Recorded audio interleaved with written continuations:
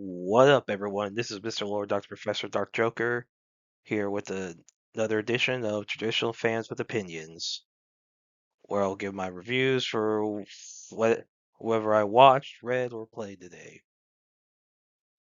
And who are Traditional Fans with Opinions? That is myself, and that is you, the viewers. With all that being said, on with the reviews. Lazarus, Episode 11. So this one's called Running with the Devil, which is named after a Van Halen song. Great band. So in this one, Doug and Elena go to Pakistan, but they're followed by army soldiers sent by INSCOM.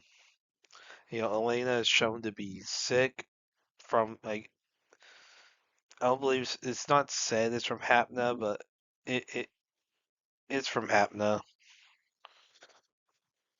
I mean, so then Hirsch goes to INSCOM to basically get Snyder to and convince him to get Snyder to stop, like, sending the soldiers after, her people by basically blackmailing him into releasing intel about the Hapna clinical trials at the prison that Axel was at. Basically leak it to the public. Now, what Snyder does is has her detained and charged for treason. So then Doug surrenders to the army to help Elena escape. And then, Elena finds Popcorn Wizard before she, passes out. Then, Soryu's fighting Axel, who, basically runs around, use all the stuff, all the stuff on the road, the river, and all that, to basically try to run. Then Abel lets Chris use a rifle to help Axel. Then Abel goes to rescue Hirsch, and Leland's left in charge of the base. So, during the Axel and Soryu's fight, Axel's distracted by some winged pendant thing that Axel wears. It reminds him of some myth of the Hundun, which is a Chinese, legend. Basically, it's like a faceless being, and it's like primordial central chaos. Yeah, and it has to do with his upbringing as as an assassin. Soryu throws a spear at Axel with the heart. Basically uses a harpoon as a spear and penetrates Axel with it. But he's injured from a slide from another. His legs already injured, and he escapes. And then Chris arrives, and Axel's bleeding out from that. And and that's it for the episode. There are 5 days left before basically people die. So yeah, I liked this episode. I thought it was pretty good. A lot of action. Obviously, we're getting close to the end game of this series. And I mean, I know I'm technically a week behind, but that's because of the subtitled release being as retarded as it is. But yeah, I like this episode. Look forward to the next one. F1. So this is a new sports movie starring Brad Pitt. So Pitt plays Sonny Hayes. He's a former F1 racer. Basically, in the 90s, he was like an up and coming racer. You know, had a good chance to win a race, but a big crash basically ended his F1 career. And then the character was heavily inspired by Martin Donnelly, who won 3 races. Back in the day. Now Hayes is American, while Donnelly is from the UK. And yeah, so basically in this movie, so basically, so what has happened to Sonny? He's become a gambling addict, and basically goes to different competitions to race. And so this starts out with him winning 24 hours at Daytona, which is that's an endurance race, of course, and Daytona. So like, obviously, you have a bunch of drivers doing all this in one, like in one car, like basically in shifts. And so then, while he's in this bar celebrating the win, while preparing to head towards his next race because he basically lives out his van, gets paid money for each race. And then his old teammate from Team Lowe's from the 90s, Ruben Cervantes, who basically owns the Apex GP F1 team, offers him, you know, to be a driver for his F1 team. Since the second driver's currently out for the year right now. Hayes doesn't necessarily want to. I mean, Apex is like the worst team in Formula One. And basically, Ruben says that his investors will fire him unless Apex wins a race. And there are 9 races left. And basically, Ruben wants Hayes to help him out. So Hayes decides to join the team. He basically he meets a rookie driver, Joshua Pierce, who he has an arrogance problem, but he also has concerns about his job security because if Ruben has to sell the team, there's a chance he could get fired. And basically, Pierce thinks that basically he has to impress like the various, like the fans, other teams, so that if he does is like he has a chance to go to sign on elsewhere.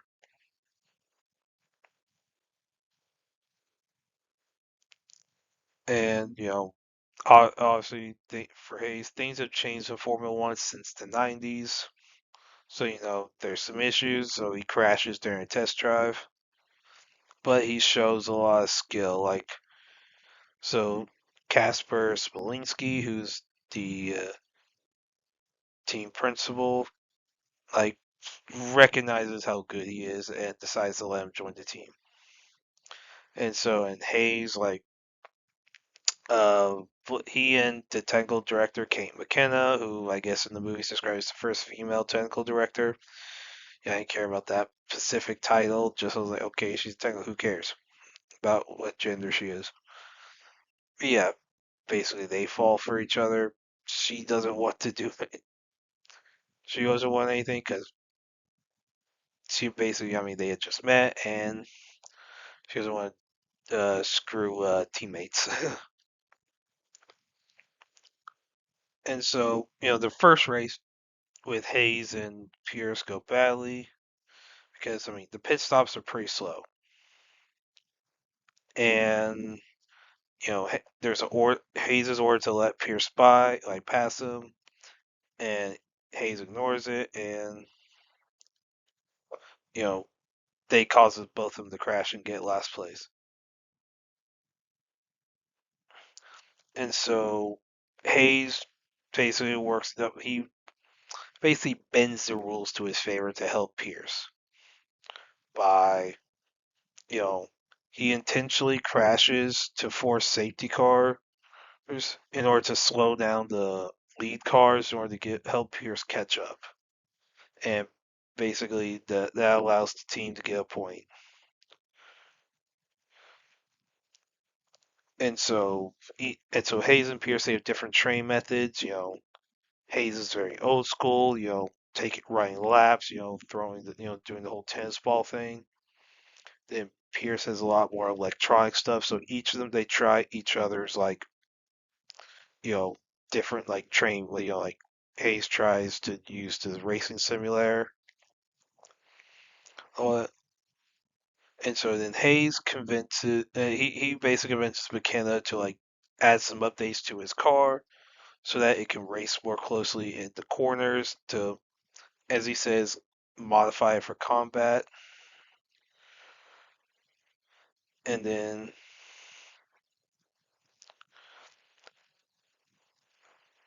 basically, and so Hayes gradually starts becoming his star. Even though he's not winning, he is becoming the star. And during the race, Pierce is in second place, and there's a chance he could pass for first, and Hayes sets him up for it and tells Pierce to wait for like overtaking Max Verstappen, who's a real life F1 racer. But Pierce ignores him and crashes badly, and Pierce is knocked out a few races because of some burns on his hand. And so the guy who Hayes replaced comes back to replace Pierce, and they start doing well. They start getting really, they don't win, but they get really good placements. Like they actually start almost like doing racing better without Pierce. Pierce is not happy about that because he feels like he's getting forgotten, and his career is basically going to be over. And basically, when Pierce finally comes back, he basically like wrecks he causes Hayes to wreck, and basically like he basically like causes problems for like the team who had started to do better. Like Hayes confronts him about it. So then basically with Pierce and Hayes having the problems, McKenna basically has him play poker with her, and the winner will basically get the lead. Will be like the leader of the team in the lead car in like in Vegas, and basically play poker. Pierce wins, but it's revealed that Hayes let him win, and that leads to Hayes and McKenna having sex.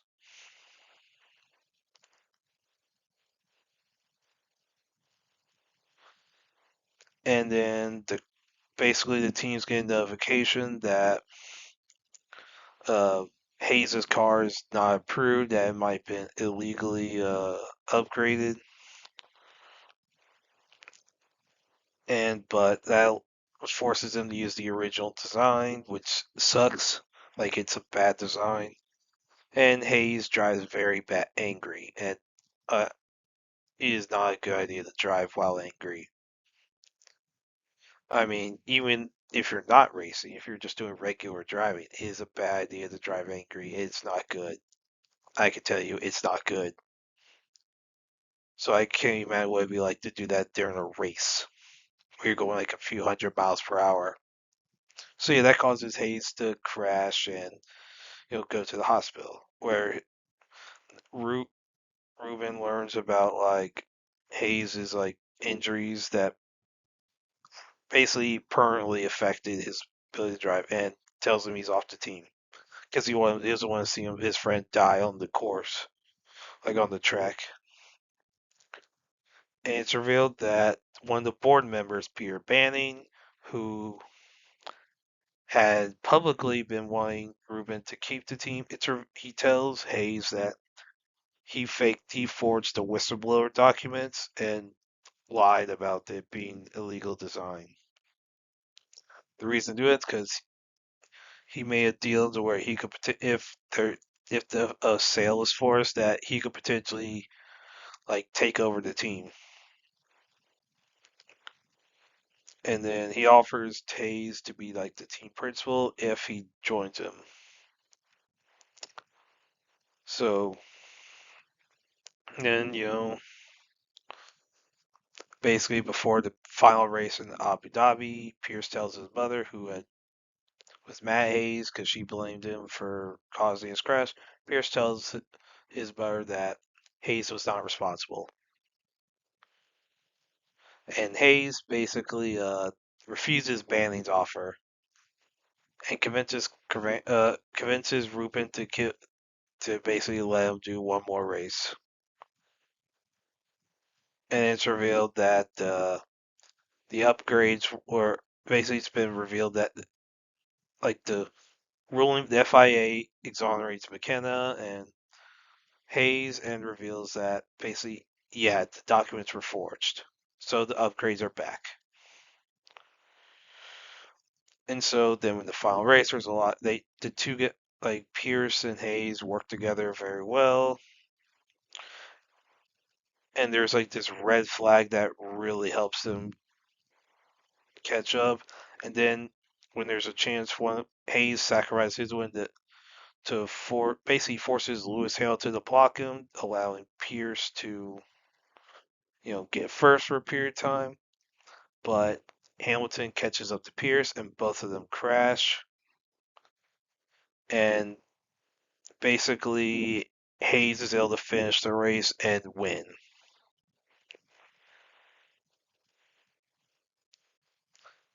And basically that allows Ruben to keep his job. And Hayes, now having been champion, he retires from F1 and decides to go to like Mexico, do some like this some rally race like in the desert. And that's really it. Yeah, I thought this was a good movie. The Hans Zimmer does a really good score, and you know, the acting's fine. I thought the acting was good. Brad Pitt was great. You know, you know, Damson Idris, uh, Javier Bardem. Those three did really good jobs. Tobias Menzies. Yeah, I mean they all did really good. So yeah, I like this movie. Yeah, it's not gonna be some like big time, like all time hit. No, it's like a 70%. That's why I was so like it's like a 70%, but it's still a good movie. And like I enjoyed it. The racing was cool. Some of the pacing, yeah, would have done better. Would have been better if this was probably a TV show instead of a movie. But I thought, for the most part, I thought this was a good movie. Yeah, I recommend it. Well, and that's it. Did y'all like the stuff I reviewed? And if you have your own opinions about all that, you can put all that in the comments. Thank you for watching, and like, subscribe, and all that. And look forward to the next video.